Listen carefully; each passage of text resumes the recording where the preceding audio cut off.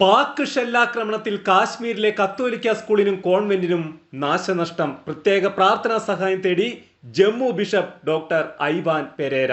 പാകിസ്ഥാൻ നടത്തിയ ഷെല്ലാക്രമണത്തിൽ ജമ്മു കാശ്മീരിലെ പുഞ്ച് ജില്ലയിൽ കത്തോലിക്ക സ്കൂളിനും കോൺവെന്റിനും നാശനഷ്ടം. ഷെല്ലുകൾ പതിച്ച് വീടുകൾ തകർന്നു.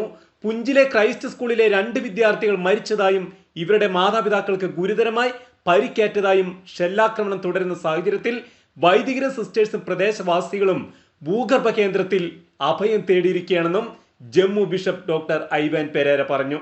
ഇന്നലെ രാവിലെ 6-നും 7-നും ഇടയിലാണ് ഷെല്ലുകൾ പതിച്ചത്. CMI സന്യാസ സമൂഹത്തിന്റെ കീഴിലുള്ള ക്രൈസ്റ്റ് സ്കൂളിലും ഷെല്ല് പതിച്ചെങ്കിലും അവധിയായതിനാൽ അപകടം ഒഴിവായി. സ്ഥലത്തെ CMC കോൺവെന്റിന് നേർക്കും ഷെല്ലാക്രമണമുണ്ടായി.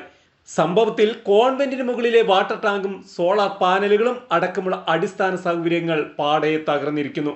പുലർച്ചെ 2:30 മുതൽ വൈദ്യുതിയും മൊബൈൽ ബന്ധവും നിലച്ചതിനാൽ ഇവിടെയുള്ളവർ ദുരിതത്തിലാണ്. സ്ഥിതിഗതികൾ സാധാരണ നിലയിലാകുവാനും സമാധാനത്തിലേക്ക് തിരിച്ചു വരുവാനും എല്ലാവരുടെയും പ്രാർത്ഥനാ സഹായം തേടുകയാണെന്നും ബിഷപ്പ് ഡോക്ടർ ഐവാൻ പെരേര കൂട്ടിച്ചേർത്തു. 2023 കണക്കുകൾ പ്രകാരം ജമ്മു ശ്രീനഗർ കത്തോലിക്ക രൂപതയുടെ കീഴിൽ 8783 കത്തോലിക്ക വിശ്വാസികളാണ് ഉള്ളത്.